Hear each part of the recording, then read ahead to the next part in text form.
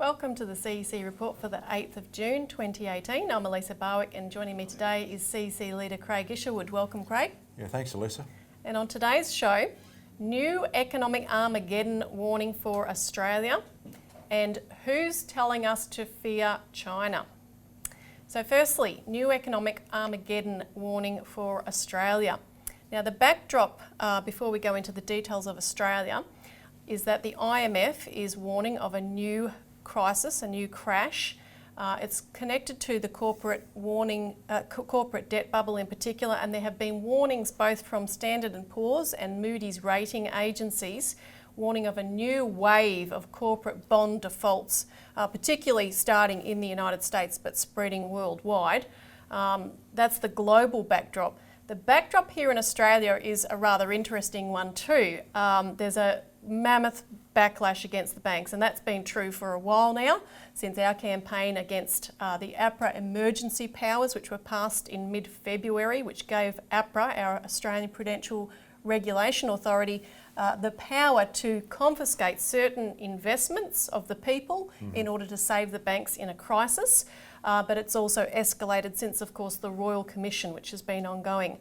Now, finally, though, the update in this situation is that criminal charges are beginning to be brought against the banks, the big banks, which is always what has been denied under the modicum of too big to jail, because bankers internationally have said, oh, we can't take up charges against the banks. This could crash the entire system if we were to do so. So criminal charges this week have been levelled against ANZ, Citigroup and Deutsche Bank, who colluded together to keep ANZ shares from crashing at the time 3 years ago when they put out a $3 billion share issue. And the media is really flipping out about this in the last couple of days. There are reports in the media saying that bankers are stunned at this decision, that everyone involved in investment banking has read every word written about this case. Some are effectively saying, this is how we do things. How can you say it's criminal? How can you challenge this? This is the way it's always been done. We've always gotten away with it. Yeah, investment bankers and merchant bankers, Elisa. Yeah.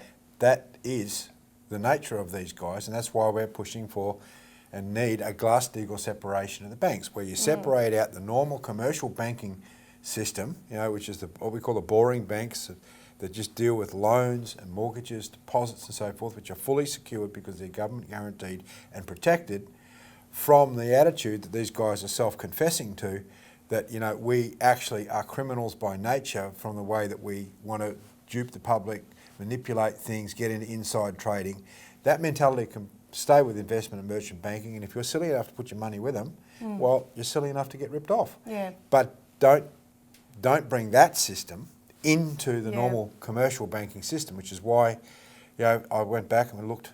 It's now been 8 years since we started campaigning for Glass-Steagall back in 2010. And in 2013 it really ramped up when we started to see the bail-in issue in Cyprus, where the government over there literally stole people's deposits. Yeah. It's called bail-in.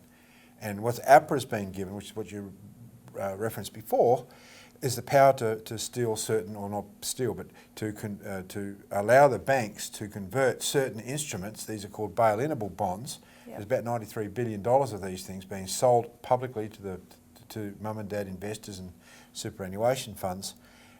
Literally say in the time of when a bank gets into crisis, you don't have to repay those liabilities.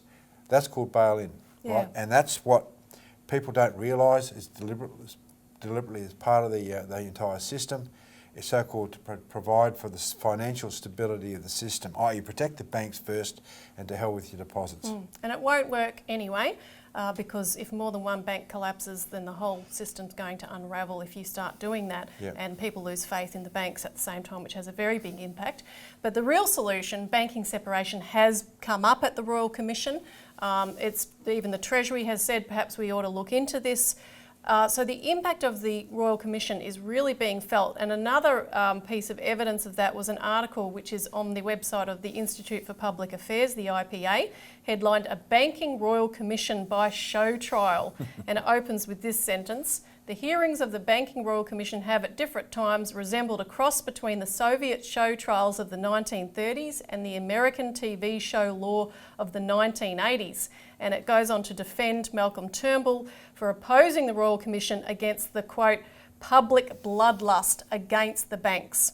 Well, I'm afraid they're not going to stop that public bloodlust anytime soon. And now we're going to have a look at some of the predicates for Australia. And these predicates have been raised, and it explains the bloodlust really in a way. These have been raised by John Adams, who's a former advisor to the Liberal National Coalition. He's an economist, is that right? Yeah, he's an economist, Yes. and he's raised this previously, a year ago, and we put out a flyer on some of the predicates of this. And again, he's come up refreshing this and exposing 10 economic myths. This was published 27th May in news.com.au. And he prefaced it by saying that my warnings have been based on a series of economic metrics which have reached historically abnormal levels and which have, in similar circumstances, led to catastrophic economic consequences. So we'll briefly go through them. Firstly, he says, the myth, there will be no financial crisis in our lifetime, and he effectively demolishes this, saying he's got a whole host of different metrics which prove that today's bubble, quote, is either equivalent or worse than what happened in the lead up to the Great Depression. Just take three of them, Elisa. You've got the housing bubble for a start, which is universally recognised as being a bubble, deliberately being promoted. You have the derivatives bubble. These are instruments, financial pieces of paper that have no physical existence apart from being traded for money, gone up to 37 trillion in this country, national capital value. And then, of course, you've got the debt bubble. Look at the household debt bubble in Australia, the amount of credit card debt there is. I mean, these are the bubbles he's talking about. Yeah, and there's more. And secondly, the next myth, today is the new normal. This is just how it goes these days. There's nothing abnormal about it. But on the contrary, Adams points out Australia's debt is at historically high and abnormal levels. Yeah, I think, Elisa, there's a story about a frog, put it in cold water and bring it to the boil. Yeah. Well, that frog's now boiling, and that's so-called the new normal. Exactly. I mean, you won't be able to survive it, but, No. The frog didn't know that it was going to get to boiling point, and that's why I think a lot of Australians don't realise that's the problem that we're in. Yeah. And then thirdly, inflation is low, and we'll put up the chart that he uses where he shows the CPI, which is the official figure, the Consumer Price Index, which is rather low and doesn't increase very much, but then he compares that to the increase, the quite steep increase in money supply from the Reserve Bank of Australia, which he calls Australia's hidden inflation. Fourthly, any rise in interest rates will be gradual and therefore, won't have an impact to blow out the housing bubble, etc. So he points out that Australia has a huge foreign debt, over 1 trillion net debt. So therefore, we're at the mercy of international rate changes, and even if the RBA keeps rates on hold or raises them only gradually, the overseas markets can push up interest rates very quickly, and that can be passed on and will be passed on in Australia, and that equals disaster for home buyers owing $1.7 trillion. Yeah, at least the banks have an enormous exposure to overseas borrowings. That's where they get their money from. So if there is any sort of increase in interest rates overseas, as he's saying, look, it's just going to be passed on. So what are the banks going to do? Yeah. Pass it on to us. That's right. And Now, fifth, Australian house prices will never fall. Well, we just refuted that already, really. But he points out that credit for housing has expanded from around 20% of GDP in 1991 to more than 95% of GDP in 2017. And of course, credit has been very cheap, but that artificial demand will collapse as interest rates go up. Prices will tumble as they did around the time of the 2008 GFC. And of course, in countries from the US to the UK, all over Europe, you had housing prices falling by up to 55%. Our crash is coming. 6, a AAA credit rating means it is safe. Now, for anyone who's watched The Big Short, I don't think we need to explain this. But yeah, financial instruments that were rated AAA during the GFC were supposed to be the safest of all, but that was proven completely wrong. And of course, proposed reforms to the rating agencies in the US, for instance, have not been enacted. Local councils in this country, Elisa, believe those AAA ratings that went into collateralised debt obligations prior to the global financial crisis. Not just councils, but hospitals, all sorts of different institutions believed in those AAA ratings, and they turned out to be pure junk, and they lost an enormous amount of money. But this is the scam that is run with these rating agencies, and I think The Big Short, people can get onto The Big Short and look at that, they'll see that this is a complete fraud. Yep, and he also points out, number 7, for people who own gold, that the Banking Act of 1959 gives the Governor General the power to sign a proclamation compelling individuals to sell their gold to the RBA under crisis circumstances. So that doesn't necessarily represent a safe haven for people. But we have to take a quick break. We'll keep talking about this right after this.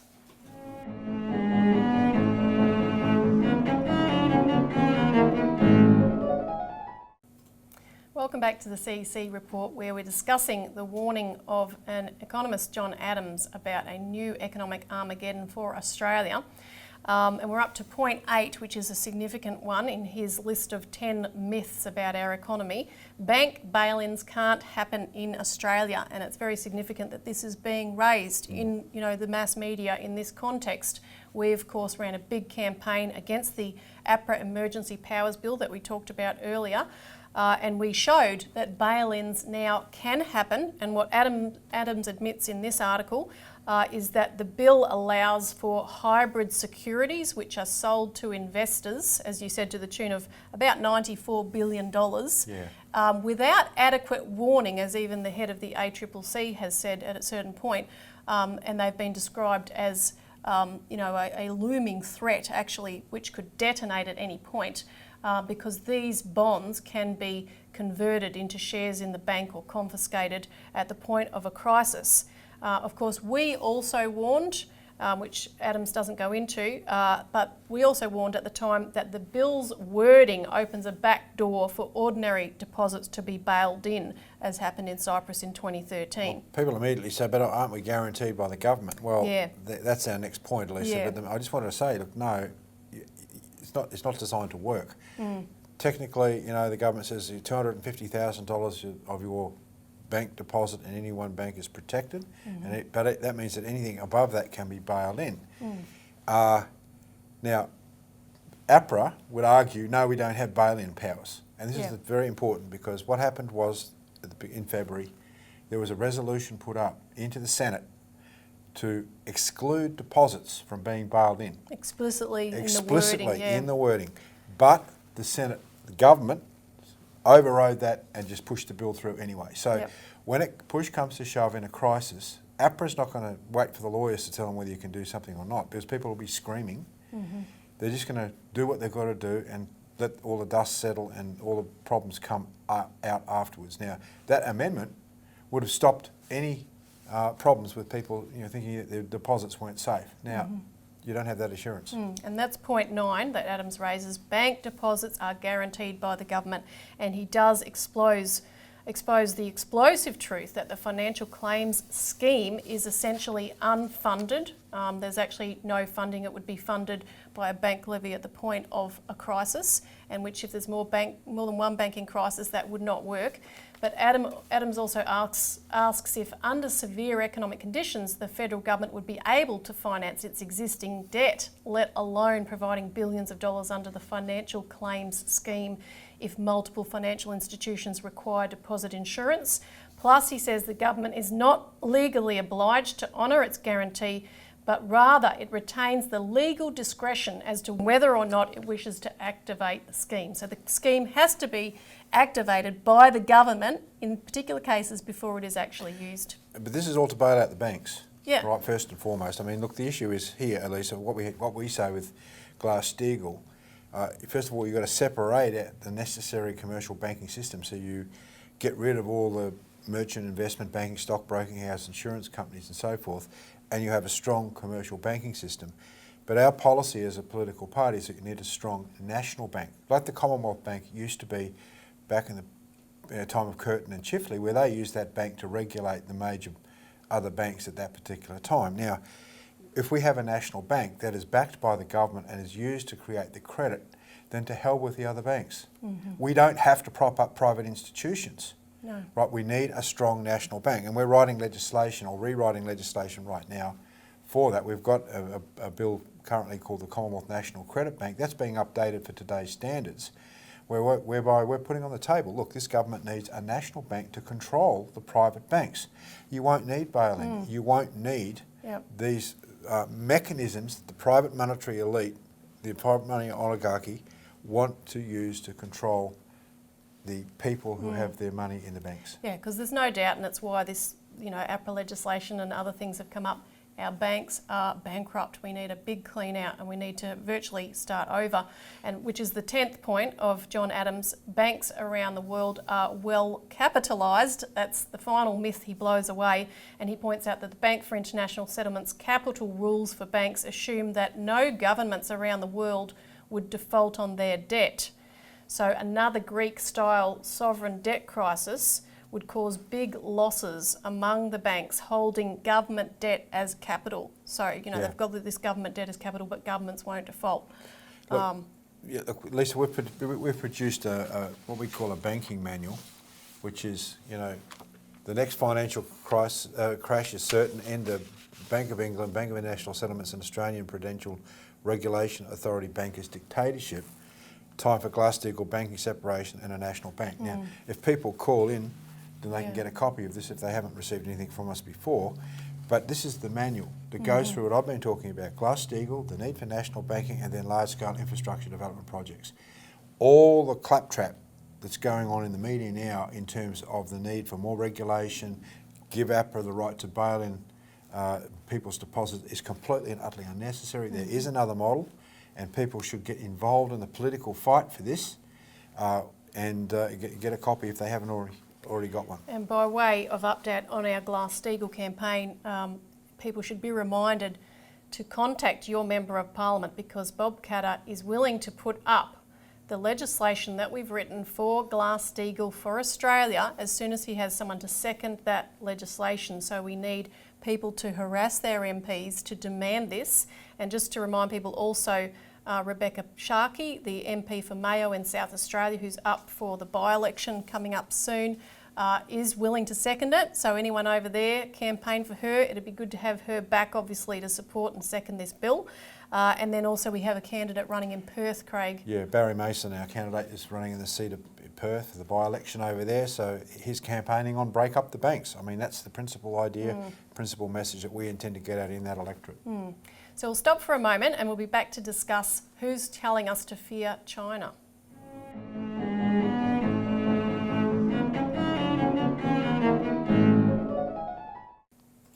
Welcome back to the CEC report. So finally, who is telling us to fear China? Now, we put out a press release this week. Why all the fuss over Chinese interference? What are we afraid of? And we got quite a reaction to that of people asking, how dare we defend China, which is interesting, and it's important to discuss through actually why we're getting such a reaction.